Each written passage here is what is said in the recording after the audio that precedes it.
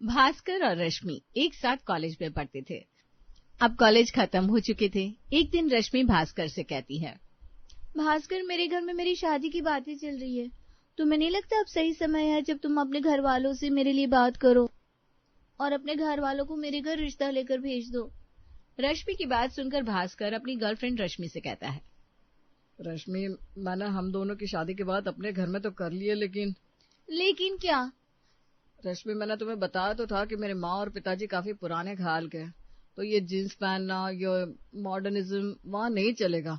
वहाँ तो तुम्हें एक संस्कारी बहू बनकर रहना पड़ेगा और घूंघट भी करना पड़ेगा, क्योंकि हमारे घर की बहुएं ऐसे ही रहती है। तो क्या तुम ये सब कर पाओगी? भास्कर, मैंने तुमसे प्यार किया है और प्यार में तो लोग दरिया पार कर जाते हैं। ये तो सिर्फ घूंघट की बात है। तुम चिंता न करो, तुमसे शादी करने के लिए मैं सब कर लूंगी। आखिर मैंने तुमसे प्यार किया है। रश्मि, बस यही अंदाज तो मुझे पसंद है तुम्हारा। सच कहूं तो तुमने मेरी सारी परेशानी ही दूर कर दी। अब तुम चिंता मत करो, आज के आज मैं घर जाकर तुम्हारी बात करूंगा और आने वाले कुछ ही समय में तुम्हारे घर रिश्ता लेकर आऊंगा, क्योंकि पहले ही मैंने तुम्हारे लिए घर में बात कर रखी है। सब ठीक हो जाएगा, जिसके बाद मैं सहरा बांध के आऊंगा, ये मेरा वादा है। मैं मेरे फिल्म हीरो। इस तरह हंसी खुशी भास्कर और रश्मि एक दूसरे से मिलकर अपने अपने घर चले जाते हैं। जहाँ लक्ष्मी अपने घर में खुशी से झूम रही थी, तो भास्कर रश्मि के लिए बात करता है अपने माँ पिताजी से। माँ पिताजी, मैंने आपको रश्मि के बारे में बताया था ना, वो बहुत अच्छी लड़की है। मैं उसे काफी समय से जानता हूँ। वो हमारे परिवार के लिए एकदम परफेक्ट है। वो तो ठीक है भास्कर, लेकिन आजकल की लड़कियां बड़ी मॉडर्न होती है। कहीं वो आजकल की लड़कियों की तरह मॉडर्न तो नहीं? तुम तो जानते हो ना हमारे परिवार के लिए किस तरह की लड़की चाहिए। अगर अच्छे खानदान की लड़की होगी तभी हम उसे अपने घर की बहू बनाएंगे। पिताजी, आप बिल्कुल भी टेंशन मत लीजिए। रश्मि वैसे बिल्कुल नहीं है जैसा आप उसके बारे में सोच रहे हैं। वो सिर्फ सलवार सूट पहनती है, बड़ी संस्कारी है। पर बेटा, वो शादी के बाद घूंघट तो करेगी ना, क्योंकि हमारे घर की बहुएं घूंघट करती है और तुझे तो पता है तेरे पिताजी का क्या कहना है। हाँ माँ, मैं जानता हूँ। यही ना कि अच्छे खानदान की बहुएं घूंघट में रहती है। मैंने उससे बात कर ली है, उसे घूंघट करने में कोई एतराज नहीं है। बस तो फिर बेटा ठीक है, हमें और क्या चाहिए। हम कल ही रश्मि के घर रिश्ता लेकर चलेंगे। अपने पिताजी की बात सुनकर भास्कर को भी संतुष्टि मिलती है। अगले दिन सभी लोग रिश्ता लेकर रश्मि के घर जाते हैं। सभी लोगों को रश्मि और उसके घर वाले बहुत पसंद आते हैं और इस तरह रश्मि और भास्कर की शादी पक्की हो जाती है। अगले कुछ दिनों में रश्मि और भास्कर की शादी भी हो जाती है और रश्मि दुल्हन बनकर भास्कर के घर आ जाती है। आज ससुराल में रश्मि का पहला दिन था। रश्मि की सास रश्मि को एक साड़ी निकाल कर देती है और कहती है, रश्मि बेटा, नहा धोकर तैयार हो जाओ और ये साड़ी पहनकर बाहर आना। और हाँ, घूंघट डालना मत भूलना, क्योंकि अच्छे खानदान की बहू है, घूंघट में ही रहती है। जी माँ जी। बहू की बात सुनकर सास वहां से चली जाती है। वहीं रश्मि नहा धोकर साड़ी पहनती है, फिर घूंघट निकालती है। घूंघट के पार रश्मि को कुछ नहीं दिख रहा था।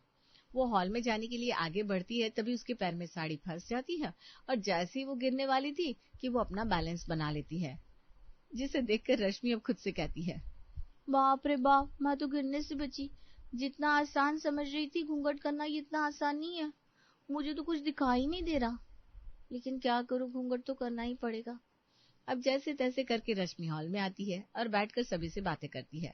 सभी लोग, खास तौर से रश्मि के ससुर, रश्मि को घूंघट में देखकर बहुत खुश होते हैं। बहू, तुझे घूंघट में देखकर बड़ा ही अच्छा लग रहा है। वैसे भी अच्छे खानदान की बहुएं हमेशा घूंघट में रहती है, और तू ये बात हमेशा याद रखना। जी पिताजी, याद रखूंगी। रश्मि बहू, आज तुम्हारी पहली रसोई की रस्म है, तो किचन में जाकर खाना और कुछ मीठा भी बना लेना। तुम तो जानती हो ना, पहली रसोई में कुछ मीठा बनता है। जी माँ जी, मैं जानती हूँ, आप फिक्र मत कीजिए। मैं सब कुछ बड़े ही आराम से संभाल लूंगी। इस तरह अब रश्मि अपने आप को जैसे तैसे संभाल कर किचन में जाती है और खाना बनाना शुरू करती है। रश्मि पहले दाल चावल चढ़ाती है और फिर टमाटर की चटनी बनाने के लिए टमाटर काटती है और एक तरफ पुड़िया तलने के लिए तेल चढ़ाती है। लेकिन घूंघट करने की वजह से उससे काम ठीक से हो नहीं पा रहा था, इसलिए वो घूंघट हटा देती है। तभी रश्मि के ससुर वहां आते हैं। बहू, रश्मि उन्हें देखकर चौंक जाती है और घूंघट कर लेती है। उसके ससुर ये देखकर खुश हो जाते हैं। बहू, मैं एक गिलास पानी के लिए आया था, लेकिन हाँ, तू घूंघट करना मत छोड़ना, क्योंकि अच्छे खानदान की बहू हमेशा घूंघट में रहती है। जी पिताजी, अच्छे खानदान की बहुएं घूंघट में रहती हैं। रश्मि के ससुर पानी पीकर वहां से चले जाते हैं और रश्मि वापस काम में लग जाती है।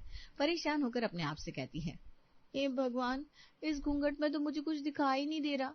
कहीं मैंने अच्छे खानदान में शादी करके गलती तो नहीं कर ली, क्योंकि अच्छे खानदान की बहुओं को तो घूंघट में ही रहना पड़ता है। ऐसा कहकर रश्मि फिर से अपने काम में लग जाती है। रश्मि खाना बना रही थी, तभी उसकी सास वहां आती है। बहू, खाना बन गया? जी माँ जी, सब तैयार है, बस आप हलवा चख कर बताइए ना, इसमें शक्कर और तो नहीं डलेगी? ठीक है, ला चखा। रश्मि ने एक कटोरी में थोड़ा हलवा निकाला और उसमें चम्मच की जगह गलती से चाकू डालकर अपनी सास को दे दिया। सास ने भी ध्यान नहीं दिया और वो चाकू से हलवा खाने लगी, और जब वो चाकू देखती है तो घबरा जाती है और चिल्लाने लगती है। उनकी आवाज सुनकर भास्कर और उसके पिताजी भी किचन में आ गए। क्या हुआ माँ, आप इतने जोर से क्यों चिल्लाई? क्या बताऊं बेटा, तेरी बीवी ने हलवा चखने को कहा और चम्मच की जगह मुझे चाकू डालकर दे दिया। अब बताओ, अगर मैं चाकू से ये हलवा खाती तो मेरी जुबान कट नहीं जाती, और अगर मेरी जुबान कट जाती तो मैं गूंगी हो जाती। रश्मि बहू, तुम्हें चाकू और चम्मच में फर्क समझ में नहीं आता?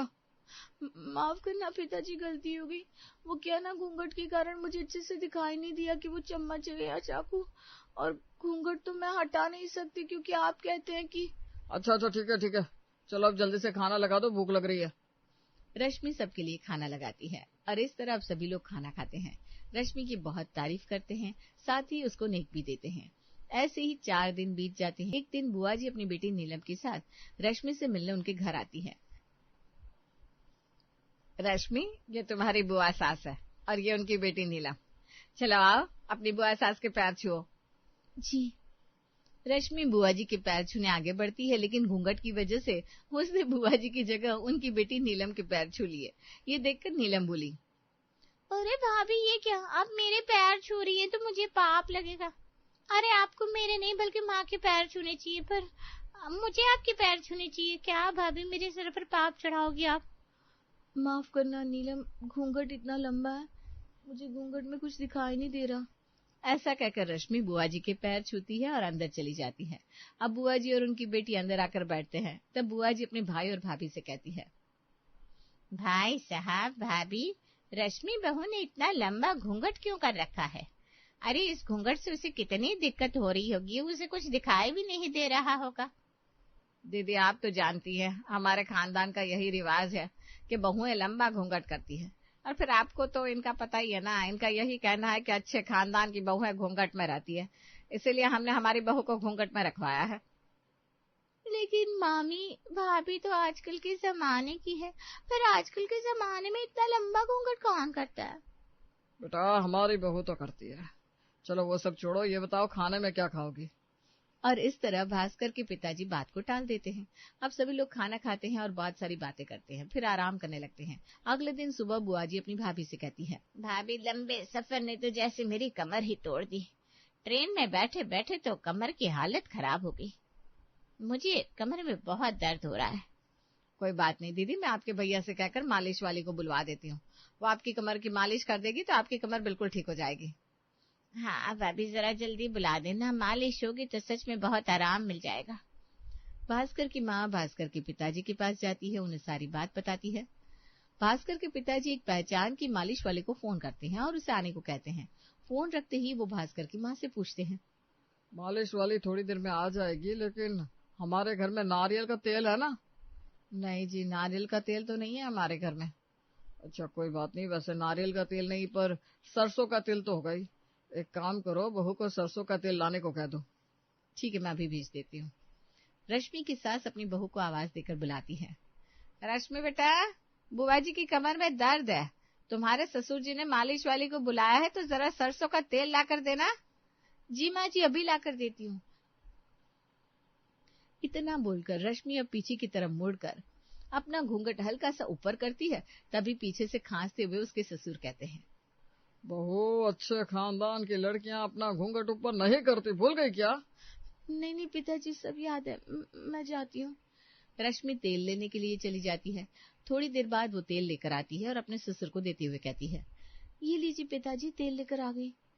रश्मि के ससुर अपने हाथ में तेल लेते हैं और जैसे ही तेल को देखते हैं तो वो सरसों का नहीं बल्कि मिट्टी का तेल था। वो मिट्टी का तेल देखते ही चौंक जाते हैं और मिट्टी का तेल छूट कर नीचे गिर जाता है। वहां एक कैंडल लैंप जल रहा था, जिसकी वजह से मिट्टी के तेल में आग लग जाती है और रश्मि की सास और ससुर चिल्लाते हुए इधर से उधर भागने लगते हैं। आग! अरे कोई बचाओ, आग! अरे कोई तो बचाओ, आग लग गई है यहाँ पर। अपने माता और पिता की आवाज सुनकर भास्कर और बुआ जी दौड़ कर आते हैं और कपड़ा डालकर आग बुझाते हैं। रश्मि के ससुर जी गुस्सा होते हुए कहते हैं, हे भगवान, ये रश्मि बहू तो मुझे मार ही डालना चाहती है। मैंने इसे सरसों का तेल लाने के लिए कहा था, लेकिन ये मिट्टी का तेल ले आई। बहू, तुझे मिट्टी के तेल और सरसों के तेल में फर्क नहीं पता? कहीं ऐसा तो नहीं कि सब्जी हमें मिट्टी के तेल की ही बनाकर खिलाती हो? मिट्टी का तेल? लेकिन पिताजी, मैंने तो सरसों का तेल ही उठाया था, पर इस घूंघट की वजह से मुझसे मिट्टी का तेल उठ गया होगा। मैंने जानबूझकर ऐसा नहीं किया। और फिर पिताजी, आप ही तो कहते हैं अच्छे खानदान की बहू है, घूंघट में रहती है, इसलिए मैंने अपना घूंघट भी नहीं उठाया। और इतना घूंघट रखने पर तो ये सब होना ही था। भैया, बहू ठीक ही तो कह रही है। इतने लंबे घूंघट में भला किसी को क्या दिखाई दे सकता है। चलिए, जो हो गया जाने दीजिए। वो सब तो ठीक है, लेकिन हमारे घर की बहू है। हाँ, अच्छे से समझ गए मामा जी, आपके घर की बहुएं घूंघट में रहती हैं। इस तरह सभी हंसने लगते हैं। समय गुजरता है और एक दिन रश्मि की सास अपने पति से कहती है, अजय, हमारी बहू को आए काफी दिन हो गए, लेकिन हमने अपने रिश्तेदारों को खाने पर नहीं बुलाया। वे लोग मुझसे बार बार पूछते हैं, तो मैं सोच रही हूँ इस इतवार को एक छोटी सी पार्टी रख लेते हैं और अपने सभी रिश्तेदारों को बुला लेते हैं। इसी बहाने वो हमारी बहू से मिल भी लेंगे और छोटा मोटा एंजॉयमेंट भी हो जाएगा। ठीक है भास्कर की माँ, रख लो पार्टी। आखिर उन्हें भी तो पता चले कि हमारे घर की बहू कितनी संस्कारी है। अब जैसे ही भास्कर के पिता पार्टी के लिए तैयार होते हैं, तो भास्कर की माँ घर में सभी को पार्टी की बात बताती है। पार्टी की बात सुनकर सभी लोग बहुत खुश हो जाते हैं। अब जल्दी ही पार्टी की तैयारी होने लगती है। संडे का दिन आता है। धीरे धीरे करके सभी रिश्तेदार आ जाते हैं और पार्टी शुरू होती है। तभी रश्मि की सास उससे कहती है, रश्मि बेटा, जरा मेहमानों के लिए कॉफी तो लेकर आ। जी माँ जी, अभी लाई। रश्मि का घूंघट अब भी काफी लंबा था और बेचारी घूंघट में ही सभी के लिए कॉफी लेने के लिए जाती है। रश्मि ने छोटे छोटे कप्स में कॉफी डाल दी थी और अब वो कॉफी लाकर मेहमानों को देना शुरू करती है। तभी घूंघट की वजह से रश्मि को सामने का टेबल नजर नहीं आया और उससे ठोकर लग जाती है, जिस कारण कॉफी शोभा काकी के ऊपर गिर जाती है। ये देखकर उन्हें बहुत गुस्सा आता है और वो चिल्लाती हुए कहती है, ये क्या, तुमने सारी कॉफी मेरे कपड़ों पर गिरा दी, मेरी साड़ी खराब कर दी। तुम्हें अंदाजा भी है ये साड़ी कितनी महंगी थी? पता नहीं ये कौन सा तरीका है मेहमानों से पेश आने का। अरे इस तरह इज्जत की जाती है क्या तुम्हारे घर में मेहमानों की? माफ कर दीजिए काकी। अरे बहुत देख कर नहीं दे सकती थी कॉफी, सारी कॉफी गिरा दी। माफ करना पिताजी, लेकिन घूंघट की वजह से मुझे टेबल का पाया नजर नहीं आया और मेरा पैर टेबल के पाए में लग गया, जिस कारण ये कॉफी काकी के ऊपर गिर गई। पर मेरा यकीन कीजिए, मैंने ये सब कुछ जानबूझकर नहीं किया। अरे तो घूंघट ऊपर कर लेती। ये आप क्या कह रहे हैं पिताजी? आप ही ने तो कहा था अच्छे खानदान की बहुएं घूंघट में रहती है, फिर भला मैं घूंघट कैसे उठा लेती? रश्मि की बात सुनकर उसके ससुर जी शर्म से सर नीचे कर लेते हैं। तभी शोभा काकी कहती है, क्या कहा? अच्छे खानदान की बहुएं घूंघट में रहती है? ये तुझसे किसने कह दिया बहू? अरे संस्कार घूंघट करने से पता नहीं चलते, बल्कि संस्कार अपने आप दिख जाते हैं। लेकिन काकी, मैं तो अपने ससुराल के रीति रिवाज को ही फॉलो कर रही हूँ। पिताजी ने कहा था अच्छे खानदान की बहुएं घूंघट में रहती है। वो कभी भी घूंघट ऊपर नहीं करती और ना ही अपना चेहरा दिखाती है। बहू के मुंह से ये सब सुनकर शोभा काकी घूरते हुए भास्कर के पिताजी की तरफ देखती है। क्यों भास्कर के पिता, ये क्या नया ड्रामा किया है तुमने? हाँ भाभी, आपको तो पता ही है हमारे खानदान में बहुएं घूंघट करती है। अपने खानदान के रीति रिवाज को ही तो फॉलो कर रहा हूँ। देखो भाई, अच्छे खानदान की बहुएं शरीफ ही रहती हैं, वो घूंघट के अंदर रहे या फिर बाहर। और ऐसे घूंघट का क्या फायदा जिससे बहू भी परेशान हो और हमें भी परेशानी का सामना करना पड़े। भास्कर के पापा, जमाना बदल रहा है, इसलिए अपनी सोच भी बदलो। हम इतने एडवांस तकनीक में जी रहे हैं, हमें सुविधाएं आज के जमाने की चाहिए, लेकिन बहू के संस्कार सालों पहले के। ये कहाँ का इंसाफ है? सच कहा काकी, अच्छे खानदान की बहू होने के लिए घूंघट करना जरूरी नहीं, बल्कि संस्कारों में रहना जरूरी है। और हमारी बहू तो है ही संस्कारी। सही कह रही हो भाभी आप। मेरी गलती है जो मैं इन दक्यानुसी विचारों में फंसा हुआ था। आज आपने मेरी आंख खोल दी। रश्मि बहू, अब तुम्हें घूंघट करने की जरूरत नहीं है। तुम हमेशा अच्छे खानदान की बहू रहोगी, बिना घूंघट के भी। रश्मि ये सुनकर खुश हो जाती है। तो पिताजी मैं अपना घूंघट हटा सकती हूँ? हाँ बिल्कुल हटा सकती हो, क्योंकि अब मैं तुम्हें घूंघट में रहने को नहीं कहूंगा, लेकिन हाँ सर से पल्ला मत हटाना। जी जरूर पिताजी। अब रश्मि अपना घूंघट हटाती है और गहरी सांस लेते हुए कहती है, हाँ वाह पिताजी, घूंघट हटाने के बाद दुनिया कितनी साफ साफ दिखाई दे रही है। रश्मि की बात सुनकर वहां खड़े सभी हंस पड़ते हैं और उनके साथ रश्मि भी हंस पड़ती है। इस तरह एक खानदानी परिवार की सोच बदल जाती है और अब रश्मि भी घूंघट से मुक्त हो जाती है।